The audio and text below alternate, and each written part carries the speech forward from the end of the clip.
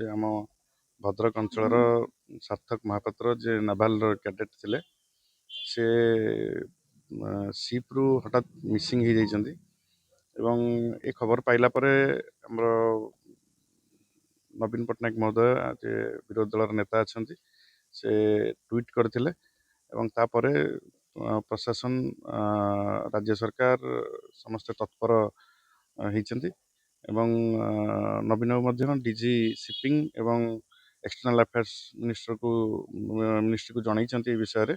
ତ ଆମେ ଚାହୁଁଛୁ ଯେ ଆମ ଅଞ୍ଚଳର ପିଲା ଆମ ଅଞ୍ଚଳର ଗୌରବ ସେ କେମିତି ତୁରନ୍ତ ତାକୁ ଠାବ କରାଯାଉ ସେଠି ଭିତରେ ନିଖୋଜ ଅଛନ୍ତି ନା ସେ ବାହାରେ ଏ ବିଷୟରେ ଅତି ଗୋଟେ ଜଟିଳ ପ୍ରଶ୍ନ ବାଚୀ ସୃଷ୍ଟି ହେଇଛି।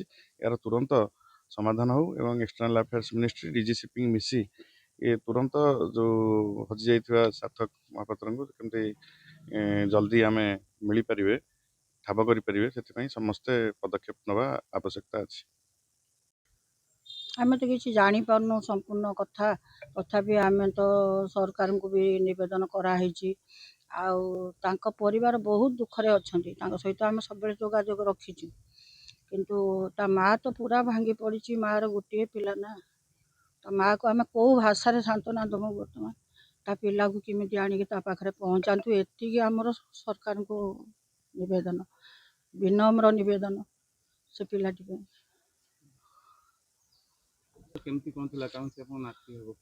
ବହୁତ ଭଲ ସମ୍ପର୍କ, ସେ ପିଲା ଆମର ଘରେ ଆସିକି ପାଠ ପଢ଼େ, ଆମ ପିଲାମାନଙ୍କ ସାଙ୍ଗରେ ଆମ ପାଖରୁ ପାଠ ବୁଝେ, ଆଉ ଭଲ ପାଠ ପଢ଼ୁଥିଲା, ଭଲ ମିଶେ। ଆଉ ତା ମାମୁଁ ଘର ତ ସେଇ ଘରଟା ନା, ସେମାନେ ଜାହାଜରେ ଯାଉଥିଲେ ସେ ଯୋଉ ସେଠିକାର ଭିଡ଼ିଓ ବା ସେଗୁଡ଼ା ସବୁ ଦେଲାଣି କମ୍ପାନୀ ପକ୍ଷରୁ କିଛି ଦିଆଗଲାଣି? ସେ ତାଙ୍କ ପାଖକୁ ବୋଧେ ତା ମାଆ ପାଖରୁ କିଛି ଦେଇଛନ୍ତି ନା କ'ଣ, ଗୋଟେ ଭିଡ଼ିଓ ଯେ ତା ରୁମ୍ର ଭିଡ଼ିଓଟା ପଠେଇଛନ୍ତି। ସେଥିରେ ତା ମୋବାଇଲ ରହିଛି, ତାର ବ୍ୟାଗ୍ ରହିଛି, ତାର ବେଡ୍ ଯେମିତି ସଜା ହେଇକି ରହିଥିଲା ସେମିତି ରହିଛି। ଆମେ କିଛି ଭାବି ପାରୁନୁ। ଭାବିବୁ କ'ଣ ଆମେ? ଆଜି ପରିବାର ଲୋକ ଦେଖିଲେ ନା ସାର୍ଥକ ମହାପାତ୍ର ନିଖୋଜ ଅଛନ୍ତି 5 ଦିନ ଦେଖିଲାଣି, କେମିତି କ'ଣ? ଅତ୍ୟନ୍ତ ଦୁଃଖ ଘଟଣା।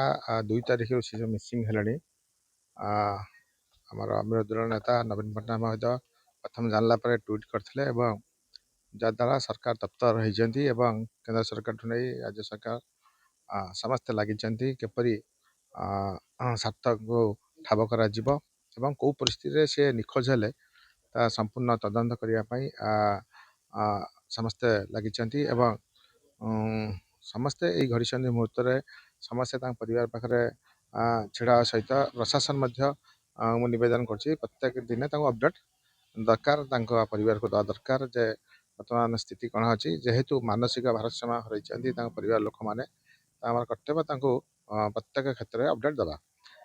ଆମେ ଆଶା କରୁଛୁ, ଭଗବାନଠାରେ ପ୍ରାର୍ଥନା ମଧ୍ୟ କରୁଛୁ, ମା ଭଦ୍ରଙ୍କଠାରେ ପ୍ରାର୍ଥନା ମଧ୍ୟ କରୁଛୁ ସାର୍ଥକଙ୍କର ଯେଉଁ ନିଖୋଜ ଠାବ ଶୀଘ୍ର ହେଉ ଏବଂ ସମ୍ପୂର୍ଣ୍ଣ ତଥ୍ୟ ମଧ୍ୟ ଶୀଘ୍ର ଆସୁ।